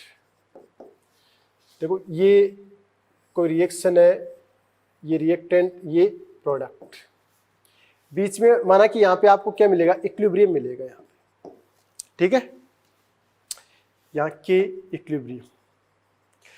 अगर के इक्विलिब्रियम की वैल्यू क्यू से ज्यादा है, क्यों क्या है, ये दोनों एक एज इक्विलिब्रियम कांस्टेंट है, के इक्विलिब्रियम सिर्फ इक्विलिब्रियम पोजीशन पे आप कैलकुलेट कर सकते हो, और क्यू है वो रिएक्शन में कहीं से भी आप कहीं पर भी आप इसको कैलकुलेट कर सकते हो, किसी भी टाइम इसको कैलकुलेट कर सकते हो, ये है रिएक्शन क्वोशिएंट क्यू। तो के इक्विलिब्रियम ज्यादा है किससे, क्यू से, अकॉर्डिंग टू दिस ऑप्शन। तो देखो कोई भी रिएक्शन है वो इक्विलिब्रियम को ऑब्टेन करना चाहेगी, ठीक है, तो ऑब्टेन करना चाहेगी तो क्यों किसकी ओर एक्सपांड होगा, के इक्विलिब्रियम की ओर एक्सपांड होगा, तो रिएक्शन किस डायरेक्शन में जाएगी, फॉरवर्ड डायरेक्शन में, और फॉरवर्ड डायरेक्शन में जाएगी तो ये क्या होगी, स्पॉन्टेनियस होगी। तो फर्स्ट में देखो क्या है, फोर्थ, ठीक है। सेकंड देखो delta G nought less than है माइनस का R T L N Q से, तो delta G note equal to क्या होता है, तो फर्स्ट में तो क्या हो गया, fourth, delta G nought equal to B लिखा था माइनस का R T L N Q, और डेल्टा जी नोट की वैल्यू क्या है, लेस देना किससे, R T L N Q से, तो ये वैल्यू क्या होगी, नेगेटिव, और नेगेटिव क्या हो चुका है, पॉजिटिव, तो ये माइनस का R T L N Q, तो ये नेगेटिव क्या हो गया, पॉजिटिव, डेल्टा जी की वैल्यू क्या है, पॉजिटिव है, तो रिएक्शन क्या होगी, नॉन स्पॉन्टेनियस। तो सेकंड में क्या है, फर्स्ट। थर्ड है क्यू, के पी इक्वल टू क्यू, यानी ये कंडीशन क्या होगी, आपका जो इक्विलिब्रियम यहाँ पे ऑब्टेन हुआ था और यहाँ पे क्यू और के इक्विलिब्रियम दोनों क्या होंगे, बराबर होंगे, इसका मतलब यहाँ पे आपको इक्विलिब्रियम की पोजीशन मिलेगी। तो थर्ड में क्या है, सेकंड है। अब देखो फर्स्ट में फोर्थ है, तो आपको बाकी तीन ऑप्शन तो चेक ही नहीं करने, आप पहले से बाकी क्वेश्चन करने की जरूरत नहीं, पहले से आपने पता कर लिया कि फर्स्ट में फोर्थ है, तो फर्स्ट में फोर्थ थर्ड ऑप्शन के अंदर है, तो थर्ड ऑप्शन सही होगा। अब देखो आपके पास कितना टाइम बच सकता है। अब कई ज्ञानी होते हैं वो क्या करते हैं, पूरे क्वेश्चन को सोल्व करते हैं, चारों ऑप्शन मैच करते हैं। चारों ऑप्शन मैच करने की कहाँ जरूरत है, आप थोड़ा सा स्मार्ट वर्क करोगे तो आपके पास टाइम काफ़ी ज़्यादा बच जाएगा। फोर्थ भी देख लेते हैं, यहाँ तो खूब टाइम है अपने पास। तो फोर्थ में क्या होगा, थर्ड होगा, सिंपल सी बात है, लेकिन देखते हैं कैसे। एंडोथर्मिक रिएक्शन है, डेल्टा एस क्या होगा, पॉजिटिव, और टी ज़्यादा होगा किससे, डेल्टा एस, तो टी डेल्टा एस है वो ज़्यादा होगा किससे, डेल्टा एच से। तो देखो डेल्टा जी इक्वल टू क्या होता है, डेल्टा एच माइनस का टी डेल्टा एस, ये वैल्यू क्या होगी, ज़्यादा होगी किससे, इससे, तो डेल्टा जी की वैल्यू क्या आएगी, सिंपल सी बात है, किस क्या आएगी, नेगेटिव, और डेल्टा जी की वैल्यू नेगेटिव आएगी तो रिएक्शन क्या हो जाएगी, स्पॉन्टेनियस। तो 34 में क्या है, third option is correct. Next, 5 mole of A gas is put through a series of changes shown graphically. Question को आप अच्छे से पढ़ो, प्रोसेस दे रखा है, ए से बी, बी से सी, सी से ए, काफी सिंपल सा क्वेश्चन है। तो देखो ए से बी, ये वॉल्यूम और टेम्परेचर के बीच में ग्राफ प्लॉट किया गया है। तो देखो ए से बी में क्या है, वॉल्यूम कांस्टेंट है, तो ए से बी क्या हो गया, आइसोकोरिक, जिसमें वॉल्यूम कांस्टेंट है वो हो गया आइसोकोरिक प्रोसेस। सी से ए में क्या है, टेम्परेचर कांस्टेंट है, तो आइसोथर्मल, टी कांस्टेंट तो आइसोथर्मल। और बी से सी, देखो बी से सी क्या है, वी और टी के बीच में क्या है, प्रोपोर्शनल का ग्राफ, एकदम डायरेक्टली प्रोपोर्शनल। इसका मतलब इसमें क्या होगा, प्रेशर कांस्टेंट होगा, इसमें क्या होगा, प्रेशर कांस्टेंट होगा, तो ये होगा आइसोबारिक। तो ए से बी तो क्या हो गया, आइसोकोरिक हो गया। तो ए से बी है वो आइसोकोरिक है, बी से सी क्या है, बी से सी है आइसोबारिक, और सी से है आइसोथर्मल। तो फर्स्ट ऑप्शन इज करेक्ट। काफी सिंपल सा क्वेश्चन है। 36 number question, the incorrect expression among the following, निम्नलिखित में व्यंजकों में से कौन सा असत्य है।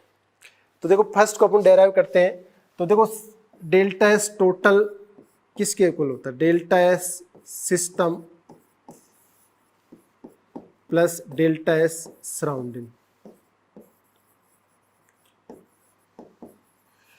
जो टोटल एंट्रोपी में चेंज है वो सिस्टम के एंट्रोपी प्लस सराउंडिंग के एंट्रोपी के इक्वल होगा। और डेल्टा एस सराउंडिंग को आप क्या लिख सकते हो, delta S surrounding is equal to delta H surrounding upon temperature T. और डेल्टा एच सराउंडिंग को आप क्या लिख सकते हो, माइनस का डेल्टा एच सिस्टम लिख सकते हो। ये क्लास के अंदर करवाया होगा आपको। तो ये डेल्टा एस सराउंडिंग बराबर हो सकता है माइनस का delta S system upon T. ये वैल्यू यहाँ पे पुट करो आप, तो क्या आएगा, delta S total is equal to delta S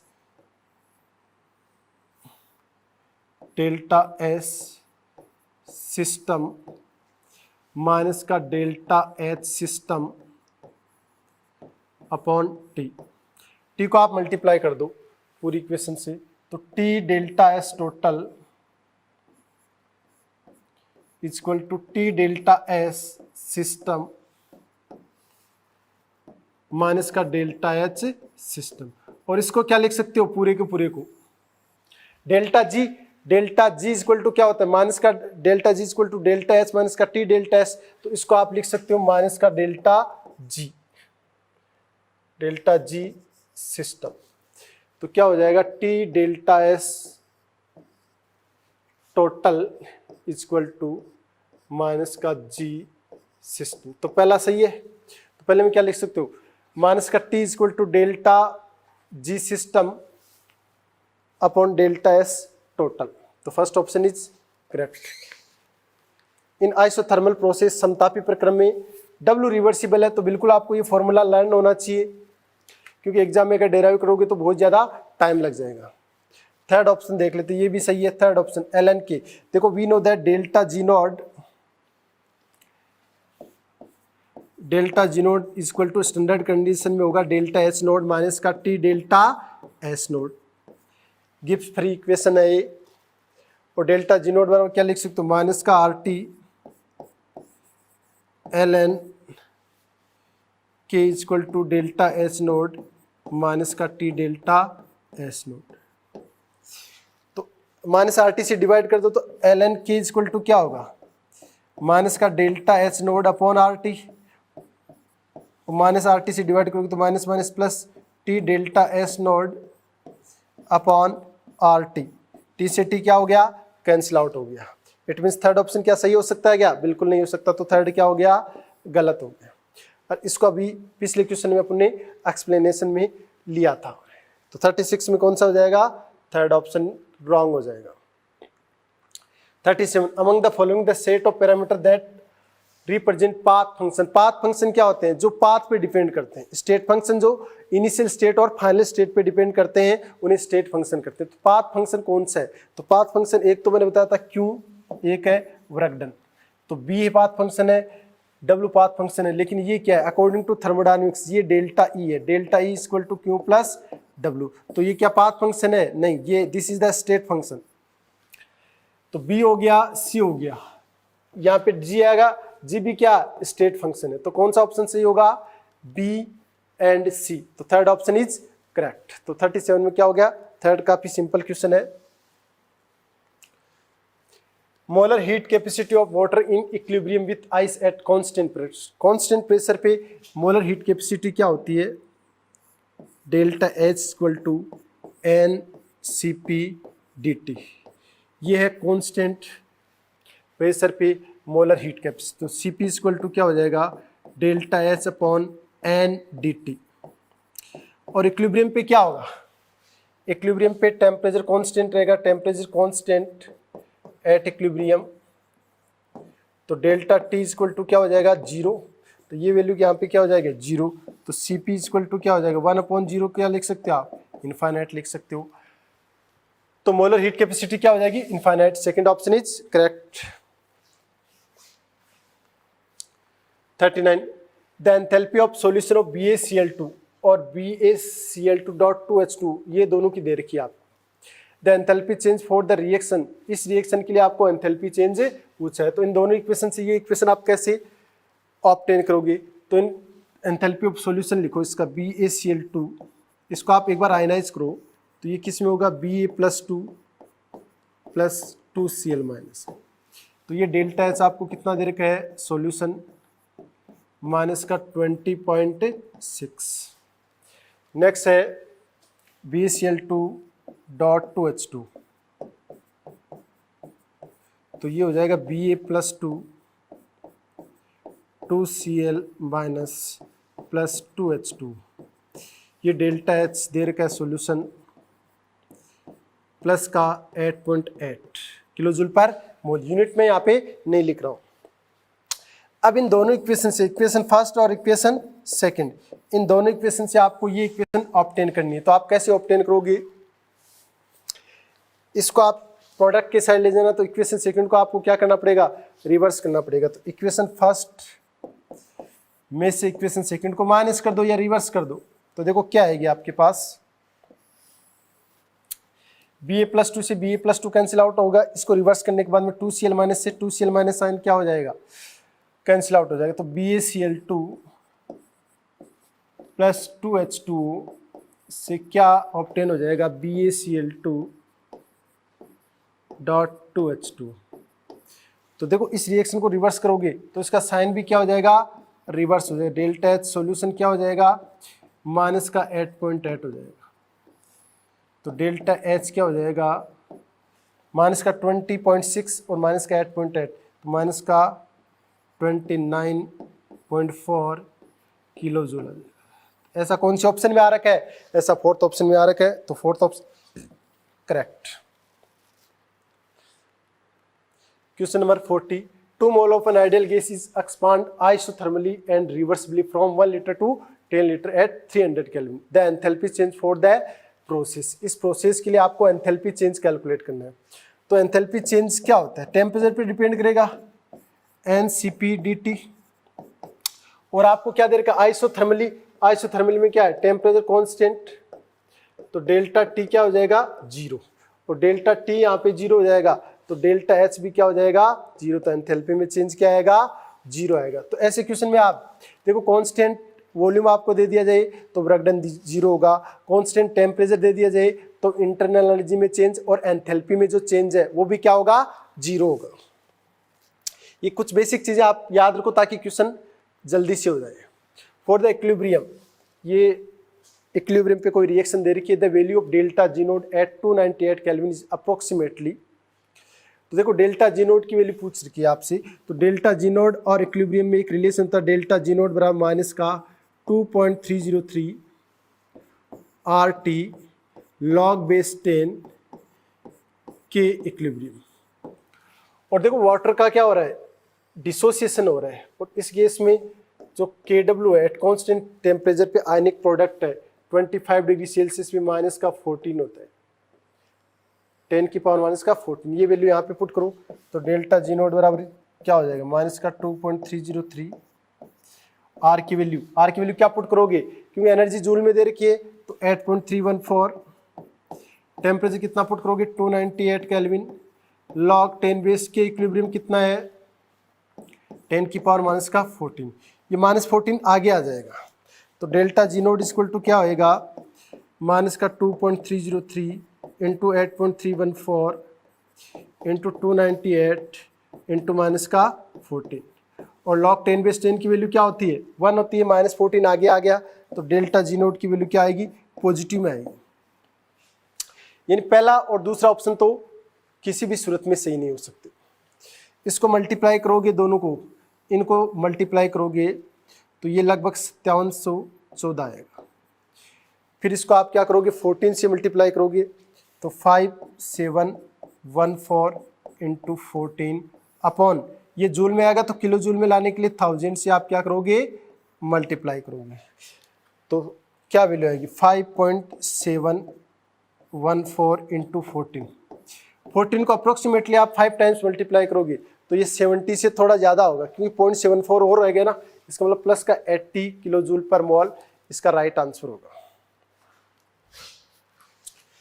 next question 42, a process will be spontaneous at all temperature.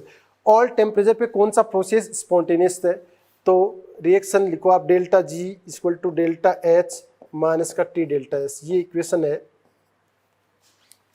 जिसके अंदर आप चेक करो पहले ऑप्शन से डेल्टा एच पॉजिटिव है माइनस टी डेल्टा एस ये नेगेटिव है, नेगेटिव नेगेटिव क्या पॉजिटिव हो गया, तो इस केस में डेल्टा जी की वैल्यू क्या आएगी पॉजिटिव आएगी, तो ये तो एट ऑल टेम्परेचर पे क्या होगा नॉन स्पॉन्टेनियस हो जाएगा क्योंकि डेल्टा स्पॉन्टेनियस के लिए क्या होगा डेल्टा जी लेस देन 0 होगा, तो ये तो ग्रेटर देन 0 आ रहा है, it means first option is wrong.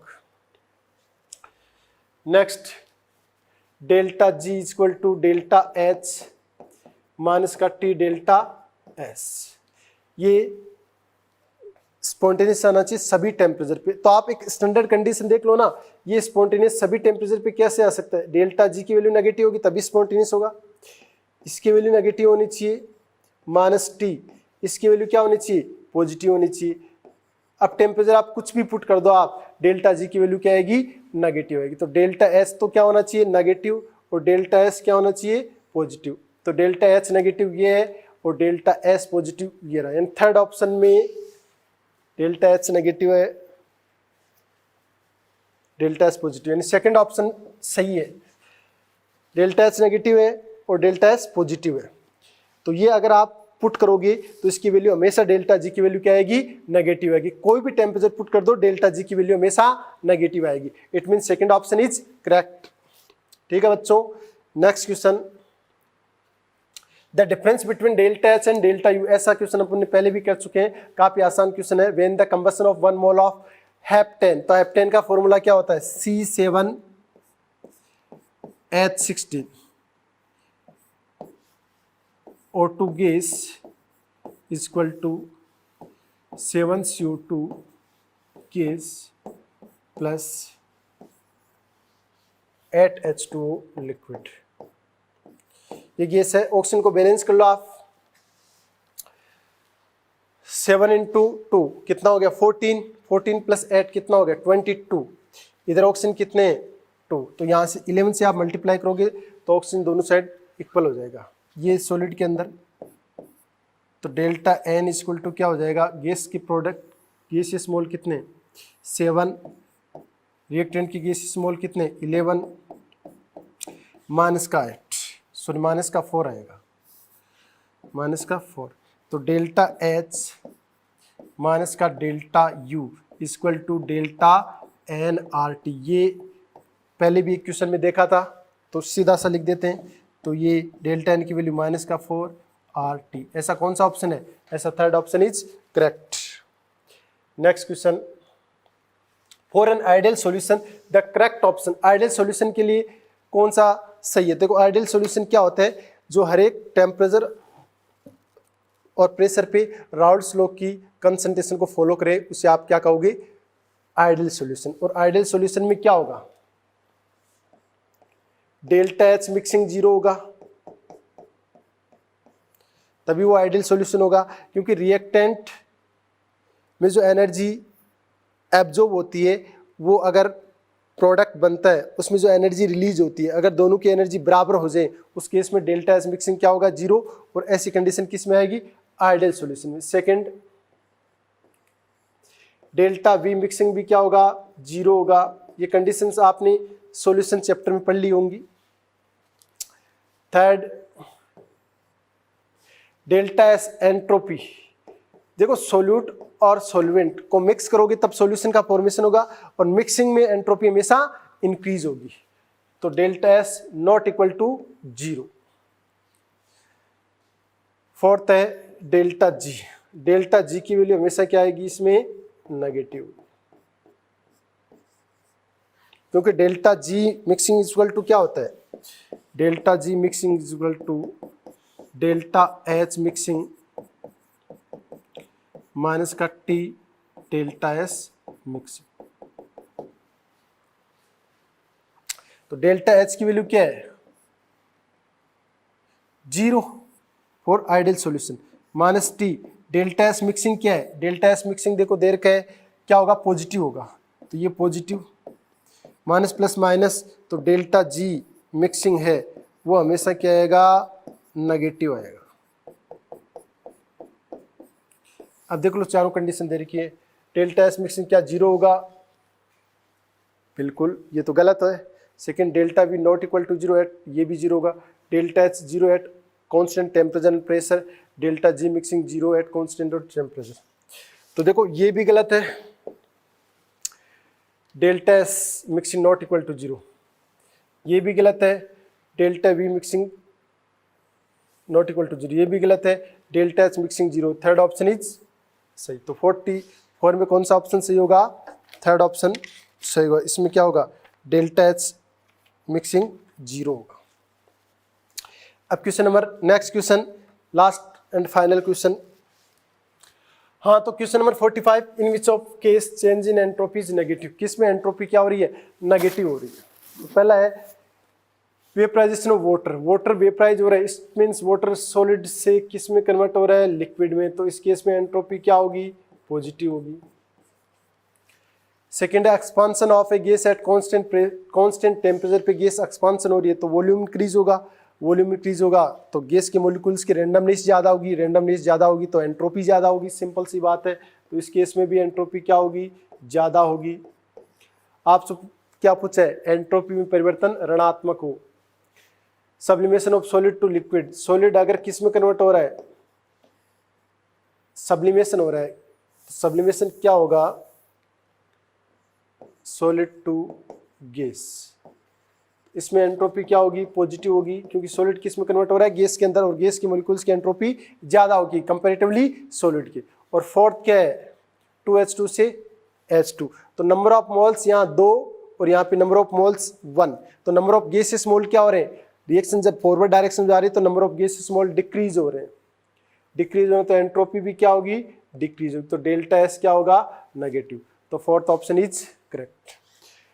तो ये 45 क्वेश्चंस अपने केमिस्ट्री पंच के पूरे कर लिए हैं। काफ़ी कॉन्सेप्चुअल चैप्टर है, एक एक चीज़, छोटी छोटी क्वेश्चंस आते हैं, बहुत बड़ा क्वेश्चन इसमें से नहीं आते। तो ठीक है बच्चों, थैंक यू सो मच।